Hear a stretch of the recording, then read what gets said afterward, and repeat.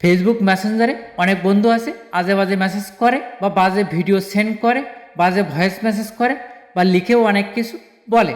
এই ধরনের ফ্রেন্ডের ফেসবুক আইডি বা মেসেঞ্জার আইডি আপনি রিপোর্ট করে নষ্ট করে দিতে পারবেন। কিভাবে আপনি মেসেজটার জন্য রিপোর্ট করবেন দেখাবো। চ্যানেলে নতুন হলে প্লিজ সাবস্ক্রাইব করবেন এবং বেল বাটন বাজাবেন। ফেসবুক হলে ফলো এবং শেয়ার করবেন প্লিজ।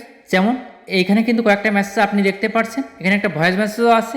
ভয়েস মেসেজ যদি আপনাকে বাজে কিছু বলে সেক্ষেত্রে আপনি রিপোর্টটা কিভাবে করবেন, এই ভয়েস মেসেজের উপরে আপনি টাচ করে চেপে ধরবেন। তারপর নিচে এখানে আপনি মোর অপশানে ক্লিক করবেন। তারপরে এখানে আপনি রিপোর্ট নামের একটা অপশান পাবেন, এই রিপোর্ট অপশানে ক্লিক করুন। এইখানে আপনি অনেকগুলো অপশান পেয়ে যাবেন।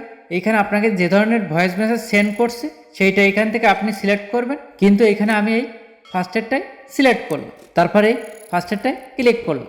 তারপর নিচে এখানে সাবমিটে ক্লিক করবেন, সাবমিট করবেন। রিপোর্টটা কিন্তু সাবমিট হয়েছে। এখন ব্যাগে আসি।